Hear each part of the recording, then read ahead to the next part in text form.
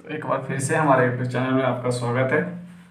तो ये 1 मार्क्स का क्वेश्चन है जो 6th क्लास से लेके 12th क्लास और ग्रेजुएशन के भी स्टूडेंट देख सकते हैं। एंड कोई भी स्टूडेंट इंट्रेंस एग्ज़ाम दे रहे हैं वो भी देख सकते हैं, और कम्पिटिटिव एग्ज़ाम का अगर तैयारी कर रहे होंगे वो भी देख सकते हैं आराम से, क्योंकि उनके लिए बेनिफिशियल होगा। ठीक है, तो चलते हैं, स्टार्ट करते हैं। 1 मार्क्स का ये वीडियो 3 ऑलरेडी मैंने 1 मार्क्स के दे रखे हैं, ये चौथा वीडियो है हमारा।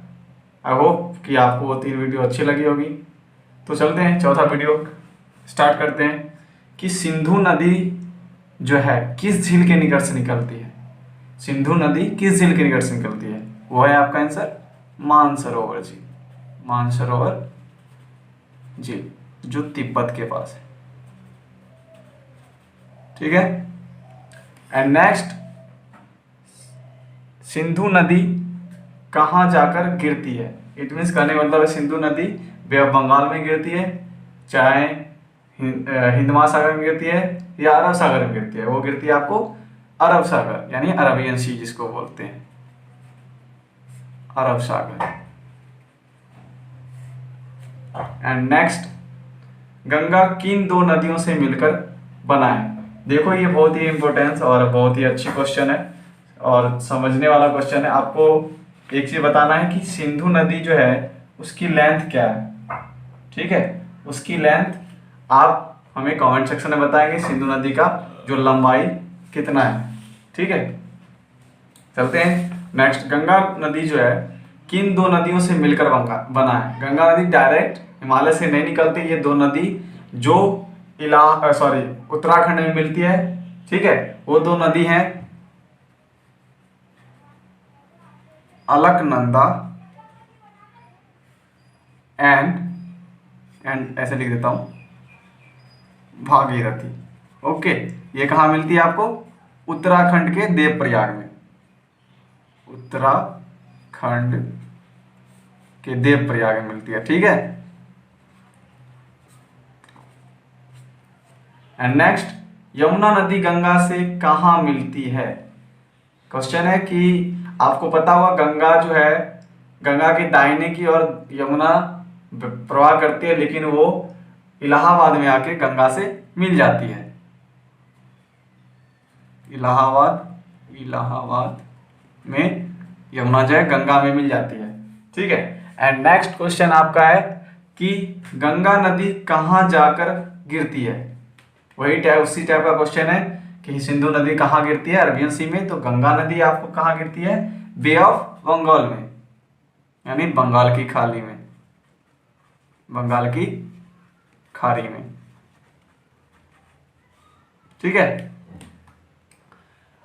उसके बाद नेक्स्ट क्वेश्चन है आपका कि ब्रह्मपुत्रा नदी का नाम क्या होता है भारत में घुसने से पहले। अब देखो इसके बारे में थोड़ा मैं समझा देता हूं कि ब्रह्मपुत्रा नदी जो है ज्यादा इसका भाग जो है आउट ऑफ इंडिया बहती है। ठीक है, और ये आपको अरुणाचल प्रदेश में यू आकार बनाते हुए एंटर करती है। उससे पहले जो नदी होती है इस ब्रह्मपुत्रा जो है, ये नदी जो आपके तिब्बत के दाहिने साइड से निकलती है, ये चीन तिब्बत होते हुए ऐसे आपको नेपाल बॉर्डर से ऊपर होते हुए आपको यू आकार बनाते हुए कहाँ घुसती है, अरुणाचल प्रदेश में। ठीक है, और इससे पहले जो अरुणाचल प्रदेश में घुसने से पहले ब्रह्मपुत्रा नदी का नाम क्या होता है, घुसने से पहले की बात कर रहा है, तो इसका नाम होता है संगोपो नदी। संगोपो नदी।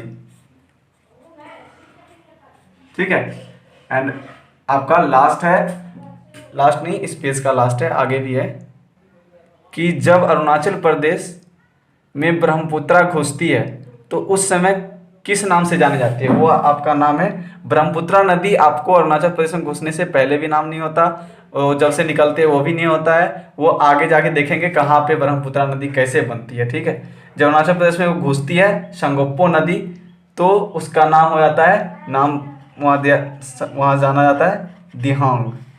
ठीक है, चलते हैं नेक्स्ट देखते हैं कौन से राज्य में ब्रह्मपुत्रा का निर्माण होता है। आप यहाँ देखेंगे कि जिस तरह अरुणाचल प्रदेश घुसने से पहले जब चीन में और आउट ऑफ इंडिया जो फॉलो हो रही थी उस समय संगोपो नदी बोलते थे, और अरुणाचल प्रदेश में घुसी तो दिहांग बोलते हैं। अब किस राज्य में आके ये ब्रह्मपुत्र नदी बनती है, कैसे बनती है? ब्रह्मपुत्र नदी बनती है असम में, निर्माण होती है इसका। और यहाँ पे असम में बहुत सारी इसकी सहायक नदियां, जैसे दिबांग, लोहित, कैनुला, ईटीसी, ये सब आती है, फिर आपस में मिल जाती है, तब ये बनती है ब्रह्मपुत्र। और ये आगे जाके बांग्लादेश में किससे मिल जाती है? आपको गंगा से मिल जाती है ब्रह्मपुत्र। तब उस समय बे ऑफ बंगाल जब गिरती है, उससे पहले इसको मेघना नाम से जाना जाता था। गंगा और ब्रह्मपुत्र जब मिल जाती है बांग्लादेश में और जाती है बे ऑफ बंगाल में गिरने के लिए, उससे पहले मेघना नाम से जाना जाता है। ठीक है, नेक्स्ट देखते हैं, नर्मदा नदी कहाँ से निकलती है? नर्मदा नदी आपको एमपी से निकलती है, मध्य प्रदेश के अमरकंटक से, अमरकंटक पहाड़ी से, अमरकंटक पहाड़ी से। आई होप आपको समझ आ रहा होगा।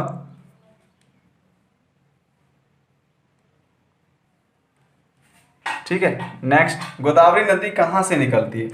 क्वेश्चन है, गोदावरी नदी कहाँ से निकलती है? गोदावरी निकलती है आपको महाराष्ट्र से। ठीक है, महाराष्ट्र के नासिक डिस्ट्रिक्ट है वहाँ पे, वहाँ से निकलती है। ठीक है, और इसका लंबाई है आपको 1500 किलोमीटर, 1500 किलोमीटर। और आपको मैंने ये नहीं बताया कि नर्मदा नदी का कितना लंबाई है। इसका लंबाई याद रखने के लिए इजी है, 13-12 किलोमीटर के लगभग। आप देखो, कोई भी किलोमीटर लिखो तो आप लगभग जरूर लिख देना। ठीक है, लगभग।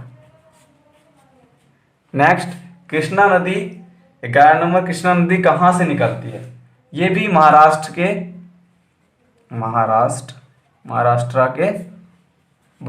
महाबलेश्वर से निकलती है, महाबलेश्वर से। और इसकी भी लंबाई मैं बता देता हूँ, इसकी लंबाई 1400 किलोमीटर के आसपास है, यानी लगभग लिख देंगे। ठीक है, आप अगर लगभग लिखते हो तो कोई भी उसका आंसर नहीं काटता है।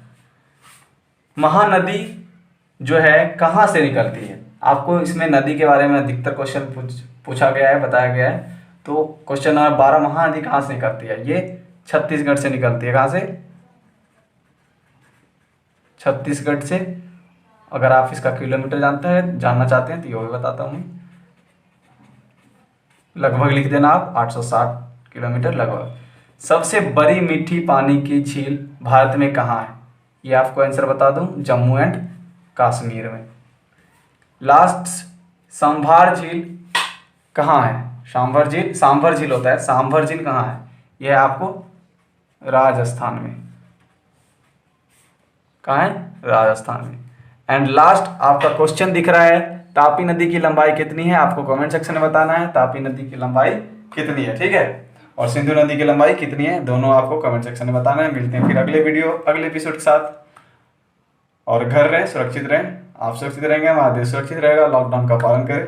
मिलते हैं फिर अगले एपिसोड, अगली वीडियो के साथ। तब तक के लिए बाय बाय, जय हिंद।